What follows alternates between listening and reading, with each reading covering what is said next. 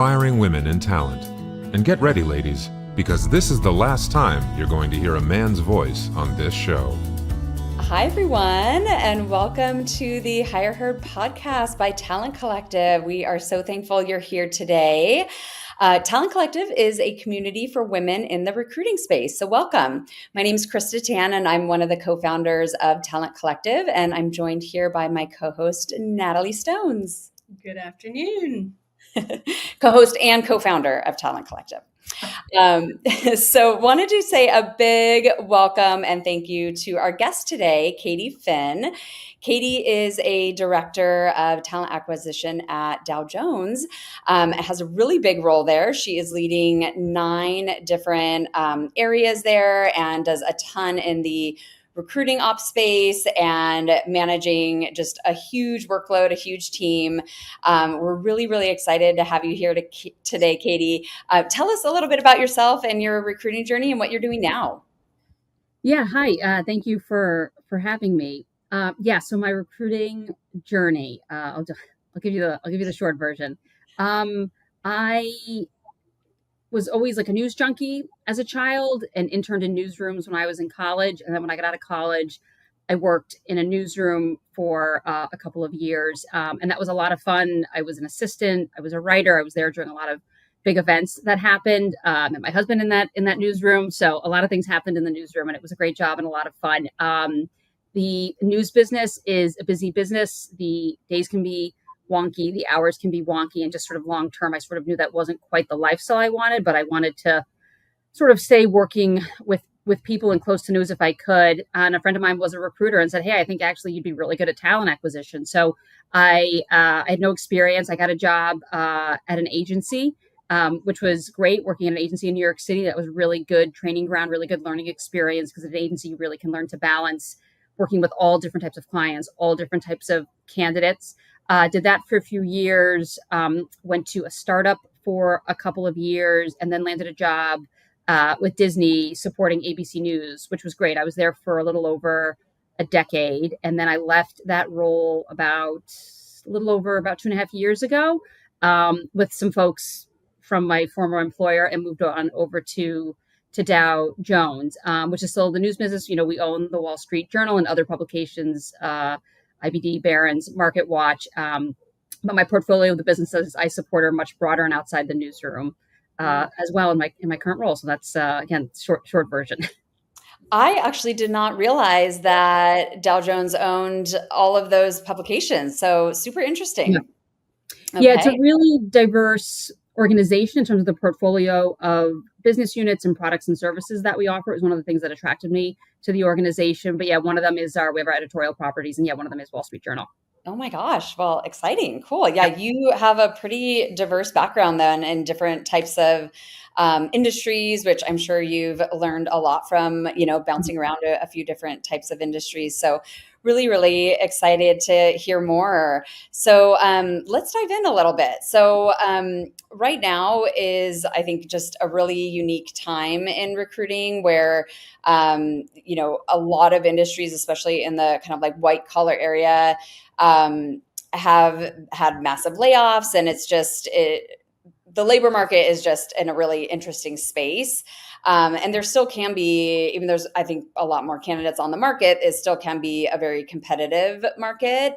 Companies are always looking for, the best skill set and really wanting that top caliber of candidates. So can you tell us a little bit about maybe something you or your teams have tried that has worked, any secrets to success, or anything that you'd like to share that might be, a really great nugget or takeaway for our listeners? Yeah, no, and I agree with everything you said in terms of where the labor market is right now. It's definitely an interesting space. Secrets to success. If I had the perfect secret sauce, we'd probably be doing this podcast from my private island, but we're not. So, I would say for me, when I ran my desk as a recruiter and in my role today at Dow Jones, as a director is, we're always looking for ways, well, a couple different things, but one of the ways and sort of big pushes for us now is like, how can we be more efficient, especially with the advent of all the new technologies that are coming onto the market advances in our ATS systems. Everybody, I don't care what industry you're in. I mean, everybody's talking about AI as we should be. That's the next tool of the future. I mean, I keep saying to people, AI was like in the mid 90s when people started talking about websites, and we were all a little trepidatious, and it was like you knew you had to do it, but didn't want to quite be the first one in. And we're at the same place right now with AI. So where can we be efficient while starting to integrate some of those tools into our day to day, but also too, like we are at the early stages of AI, and there are, I think, a lot of companies, I know mine does, in terms of how do we integrate these tools? Where are there? What are we letting a machine do? What can we let a machine do? But what do we still want to do? And I don't think any of us want machines making decisions for ourselves. So where's that balance? Where's that integration? I think the other piece in terms of efficiency, or if you want to call it like the secret sauce, is really digging in to looking at data and what the data can tell us. And the data is just so powerful. We have a, I'm sure every company does, I have a dashboard where I can log in every day and look at data and metrics on across the board. And there's all types of data and metrics, and it can all really tell you a different story when you're trying to dig in and look at ways to be more efficient, or look at uncovering where there might be a problem. Just as this is a very elementary example, but if I'm looking at, actually not really though, because if I'm looking at roles in a particular region, which I just was for one of our business units that were really taking a long time to fill, what's going on there? Is it, does the hiring managers need more coaching? Do we have maybe a branding issue? Is it possibly about location? Do we have to start having location strategy conversations? So those would be the two key areas that I would say. It's like, how can we be more efficient? And really, there's so much data available, leveraging the data to help educate yourself as a leader, for example, in my position. And then that education helps to inform me strategically when I broaden out to my teams and the business leaders I support. Mm-hmm. Yeah, amazing. Well, I love that. I'm always looking for ways to increase my knowledge about data and what data is even important to look at, and how to slice and dice the data, and making sure that data is clean, et cetera. So I'm sure that that's a huge part of what you do on a daily basis. Yeah. So Katie, I love those secrets to success. Yeah. But let's drill down a little bit more. Part of what we like to do on this podcast is really get vulnerable and like share vulnerable stories, because our listeners, are very likely going through some of their own vulnerabilities. I heard a couple of things in what you described as like potential challenges. But could you maybe expand more on, like, in a day of your life, in your role, in your company as a leader, like what are some of the top challenges that you're facing right now? Yeah. So in terms of top challenges, that's an interesting question. And look, I think every leader at every organization faces some type of challenge. I've yet to, all the networking events we all go to, and the people we talk to, yet to find anyone that's working at a place that's truly nirvana. But for me and my role as a challenge, we definitely, I would say, change management. And what I mean by that is, when I arrived at Dow Jones, there's a lot of new, in a really positive way, we're really scaling up on the people team in terms of new roles and growing the TA team and growing other functions within the talent people team that, I think the organization was looking to do. And with the incoming of new individuals and like remits in terms of how we want to upscale the people team, in terms of how we support our business, how we support our clients across the board. And again, whether it's TA, comp, the people business partners, when I say people team, there's actually a broad function, learning and development. But for all of us, I think at a baseline level, it's when all these new people are coming in and we're trying to impact change. It's really working with the business leaders to really be strategic about how we do that. Because I think, it is a really personal thing. Some people are open to change and it doesn't bother them. Some people are okay with change, but they're a little hesitant. And some people just, they don't like change. So, and when you're doing a lot of that at once in all areas, it can be, I almost like there can be change fatigue. So I think sometimes that can be a challenge for us in terms of, from our standpoint, like any business leader, we have these strategies we want to execute. We have these goals we want to meet, but because of my role on the people team and what we're doing is impacting the business, we have to take pauses where we need to. A sort of line I use across the office is always just like, is that really like a hill we want to climb? Hill we want to climb today? Or am I going to I always joke, like, am I just going to stay in my cabin by the fire? Or is this something I'm going to get up and get my coat and boots on and start climbing the hill? Sometimes yes, sometimes no.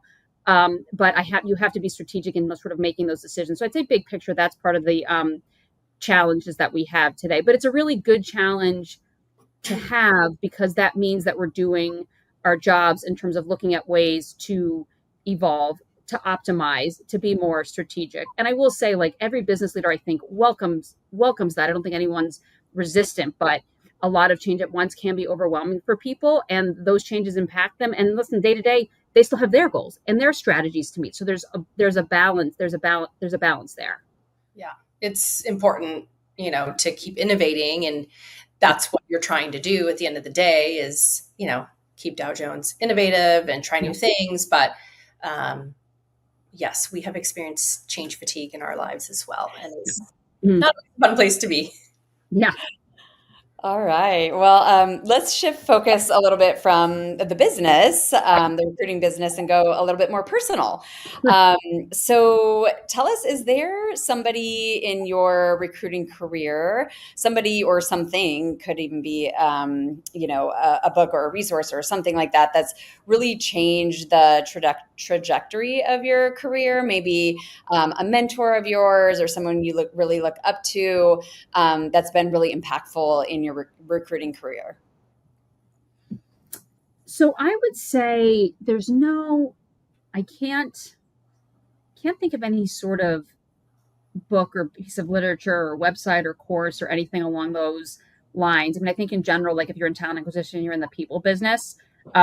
So in that regard, I would say, yeah, there are a couple of people that come to mind that have certainly been impactful in terms of, like, my career and my trajectory. I mean, I've been really lucky that, and I'm kind of grinning because as I'm just trying to think back, for the most part in my career, of all the bosses I've had more good than bad bosses. I have had a bad boss, and that's in the past, and not to be discussed here. I have had a bad boss, but again, I've been fortunate that I have mostly had good bosses. The first boss I had that hired me at the agency, guy by the name of Anthony, that I'm still in touch with. We still have lunch together once a year. We have our birthdays are within a week of each other, so we usually annually grab our birthday lunches together.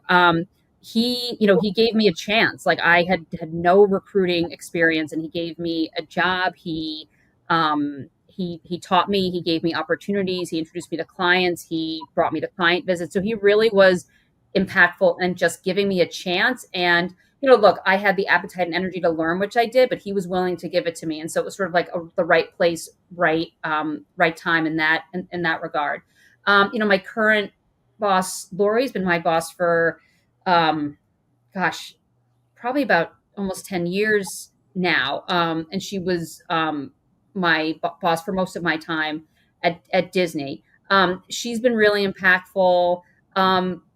For the same reasons, like, for me, in terms of being able to learn from her, I didn't have a lot of, when I first got to Disney, I didn't have a lot of executive search experience, and Lori did. So in terms of that impact for me, and, like, look, Lori, she's had a lot of impact for me, but I would say, just off the top of my head, from a learning perspective, really learning the level and the acumen to do executive search, how to, like, conduct those searches, speak to those candidates. And not only that, the other side of it, as you're really doing that, the process of presenting those candidates to senior executive leaders and talking through those candidates, that entire process, almost like a very white glove. And I really learned that from her. And a lot of what I learned, I always tell this to younger people coming in, is starting in the industry and across any job, not just TA, is like, if you see people work, just listen. A lot of what I learned was just by listening, just by sitting in a room and listening and observing, and maybe after the fact asking a question. But I did a lot of listening, and I learned a lot in that regard from Lori. And yeah, I grew, I'm kind of smirking, like, I grew up a lot with Lori. She was definitely, she's been patient with me a few times, which is good, and worked out, because I work for her now again at Dow Jones. So she's really been impactful. And the last person I would say is our chief people officer at Dow, Diane DeCivo. She was an executive on the people business partner side when I was at Disney, and now, of course, in her role at Dow Jones. I didn't work directly with Diane at Disney, but again, the opportunities of the times when we were in rooms together for meetings to see her at her level, how she managed situations, and, times in meetings where I thought we should do this, and she did the opposite. And it was a really good learning for me just to watch the opposite happen. Like, oh yeah, she's right. Like what? And I never, again, it's just about the learning and the listening and the opportunity to observe. But also too with Diane at Dow Jones, the opportunity. She's very supportive of new projects and new ideas, and we can try things out. And I get that support from Lori as well, which has been really, really helpful in my role, that we can try things and explore things. And if we don't end up executing on it, or doesn't end up something we go forward with, like, hey, that's okay. It's not a failure. We learned, we grew, we explored, and we move on. And to have the ability and the freedom to do that is so important, because especially where we are in the moment, going back to the technology piece, I think you have to have that flexibility to sort of move within the space and figure out what's right for the organization, not to be so laser focused. We have to do AI this or AI that, or data this, data that. Like, we have to, but let's explore, let's try. And if it doesn't work, like, that's okay. It's not a failure. It was a learning. And that's a big message for me. And that's been really, really helpful in my own growth and my learning, to feel safe to do that. Sounds like you have quite the dream team of women leadership there. That's Yeah, awesome. I've been lucky. I've been surrounded by some very smart and strong female leaders in my career, for sure. I have been very, very lucky. And Anthony, in his role, again, like, seeing something in me and being incredibly supportive in terms of giving me opportunities to work with clients, or taking me to client meetings with him and things like that. So for him to sort of give me that opportunity as well, I have been lucky to have been surrounded by these types of people. Yeah. So great. I love that. Thank you. If you think about yourself now in that leader role and having an opportunity to inspire or empower somebody, can you think of a scenario or two where you've made possibly that same similar lasting impact on somebody, whether it's a candidate or one of your employees or a peer? Anyone that might come to mind, a story? Yeah, I've had, so in terms of anyone specific, I definitely had moments at ABC News with candidates where I sort of, I coached them a little bit and gave them, and you have to feel, you develop relationships with candidates. You have to feel, kind of safe enough to do it. You don't want someone to take things the wrong way. But I have had moments with candidates where I've said, hey, listen, like, the hiring manager gave this feedback, so just so you know, going forward, or just sort of guided them a little bit. And I've had people be incredibly grateful. I've had people send me notes on the side to be like, hey, I took what you said, and like, I ended up getting a job at blah, blah, blah. Or they ended up getting the job. That was, leaving my job, when I left ABC News was really hard in a lot of ways. I mean, I had this great opportunity at Dow Jones. It was hard because I was there for so long that I loved my team there. But I also there were people there that I'd hired as associate producers that were now EPs and VPs. And it's a lot of fun to like really feel like you were a part of someone's career journey, and for them to feel like you were a part of it. Because it's so important, right? Like, we spend more time at work than we do in our own home. So really to feel like you made a positive impact on someone's life, and to see them like grow and succeed is just like, it's really, really rewarding. And that was a big piece of my role at ABC News when I ran my desk there. At Dow Jones, more specifically in terms of the impact. Yeah, I mean, I can't think of anything specific with my team. Probably like little moments. I mean, I'm lucky I have a great team of the people that report to me at Dow Jones, but I try to really keep that in mind. Like, I've had these positive experiences with these leaders that were, they were patient with me at times. They were kind to me. They were open to teaching me things. And I have that top of mind really every day at my job with anyone really, but certainly specifically the people that report to me. And look, not everything is a learning opportunity, but they come up, and where they are, I want to be mindful to make sure I'm giving those opportunities to my team, and not just like learning in terms of me giving them feedback or guidance, but really thinking of top of mind. Well, like, where could I maybe make space or room for someone to start to work on a special project or do this thing? Or is this something I could maybe bring someone in on. Like I have a high level search that's going to be occurring soon, and I'm going to bring in somebody on my team to like work with me on that, so this person can start to learn and develop more on that like executive level search. So those things are top of mind, because quite frankly, if I'm strengthening my team where they can start to grow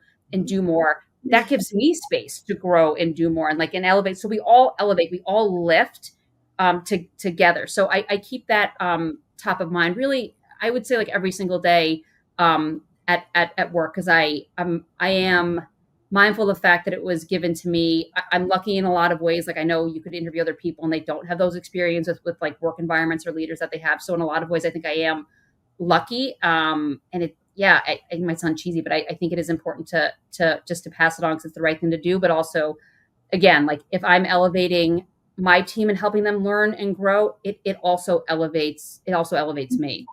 Yeah, this is a really good point. Well, Krista, any other questions before we wrap up? I think that's it. I mean, I feel like I could talk to you all day, Katie, but we try to keep these relatively short. So, people like to consume things in bite-sized nuggets nowadays. So it's been, just such a pleasure to learn a little bit more about you and the work you do, and some of the people that have really inspired you and helped, your career blossom and empower you.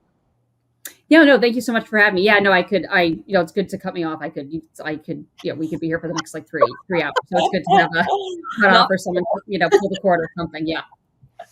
This is not the intention at all, but thank you, Katie, for joining us. We look forward to seeing you around in the community more. For sure. And for those tuning in, thank you for listening in on this episode. Tune in next week for another session with HigherHer, and be sure to like and subscribe. We have the video version of this on YouTube, and we are also on all the other podcast channels. So thank you, everyone. Enjoy the rest of your week.